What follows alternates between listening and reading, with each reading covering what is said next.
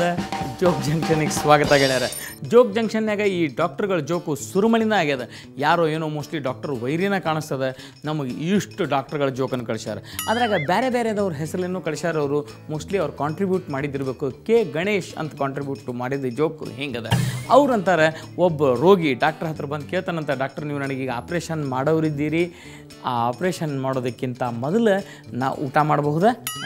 Doctor ಮಾಡ್ಬೋದು. ಅಲ್ಲಿ doctor ನಂಗೆ ಆ್ಯಕ್ಚುಲಿ ನಾನ್ ವೆಜ್ ತಿನ್ಬೇಕನ್ಸಿದೆ, ನಾನು ನಾನ್ ವೆಜ್ ಊಟ ಮಾಡಬಹುದಾ? ಅದಕ್ಕೆ ಡಾಕ್ಟರ್ ಅಂದ್ರೆ, ನಿಮ್ಮ ಕಡಿ ಆಶಾ ಅದನ್ನ ಆಗಿದ್ರೆ ಮತ್ತೆ ಮಾಡಿರಿ, ಇನ್ನೇನು ಮಾಡೋದು. ಜಾಲಾರ್ ನರಸಿಂಹ ಅನ್ನೋರು ಈ ಜೋಕನ್ನು ಕಳಿಸ್ಯಾರ. ಅವರು ಒಬ್ಬ ದಂತ ವೈದ್ಯನ ಕಡೆ ಒಬ್ಬ ರೋಗಿ ಹೋದಂತೆ.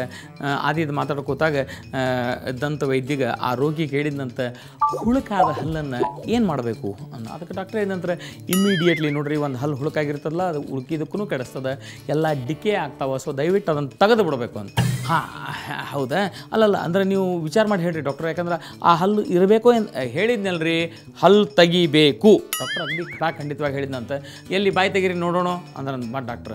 ಅದಕ್ಕೆ ಇವ ಹೇಳಿದಂತೆ, ಇಲ್ಲಿ ಡಾಕ್ಟ್ರ್ ನಂದಲ್ಲ, ನೀವು ಮಾತಾಡೋ ಮುಂದೆ ನಾ ಬಾಯಿ ತೆಗೆದಾಗ ಅಬ್ಸರ್ವ್ ಮಾಡಿದೆ, ನಿಮ್ದು ಆ ಕಡೆಯಿಂದ ದೌಡಿ 3ನೇ ಹಲ್ಲು ಹುಳುಕಾಗಿದೆ ನೋಡಿ. ಡಾಕ್ಟ್ರ್ ಕಡೆ ವಿಸಿಟ್ ಕೊಟ್ಟು ಭಾಳ ಅನುಭವ ಪಡೆದಂಥ ರೋಗಿಯೊಬ್ಬವನ್ನ ಯಾರೋ ಒಬ್ಬರು ಟಿ ವಿ ಮಂದಿ ಇಂಟರ್ವ್ಯೂ ಮಾಡಿ ಹೋದಾಗ ಹೇಳಿದ್ರಂತೆ, ನಿಮ್ಗೆ ಡಾಕ್ಟ್ರು ಹೆಂಗೆ ಅನ್ನಿಸ್ತಾರೆ? ಅದಕ್ಕೆ ಅವ ರೋಗಿ ಹೇಳಿದಂತೆ, ಡಾಕ್ಟ್ರು ನನಗೆ ಯಾವತ್ತೂ 3 ರೂಪದಾಗ ಕಂಡು ಬರ್ತಾರೆ ರೀ. ಹೆಂಗೆ?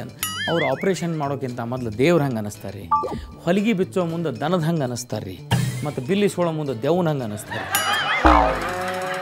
ಗೆಳೆಯರ, ಇಂಥ ಮಸ್ತ್ ಜೋಕ್ಗಳನ್ನು ನೀವು ನಿಮ್ಮ ಕಡೆ ಇದ್ರೆ ನಮಗೆ ಕಳಿಸ್ರಿ. ಮತ್ತು ಮಸ್ತ್ ಮನುಷ್ಯನ ಕರ್ಕೊಂಬರೋ ಟೈಮ್ ಆತ್ರಿ. ನಾ ಒಂದು ಸಣ್ಣ ಬ್ರೇಕ್ ತೊಗೊಂಡು ಹೋಗಿ ಬರ್ತೀನಿ. ನೀವು ಎಲ್ಲಿ ಹೋಗ್ಬೇಡ್ರಿ, ಕಾಯ್ತೀರಿ. Thank you.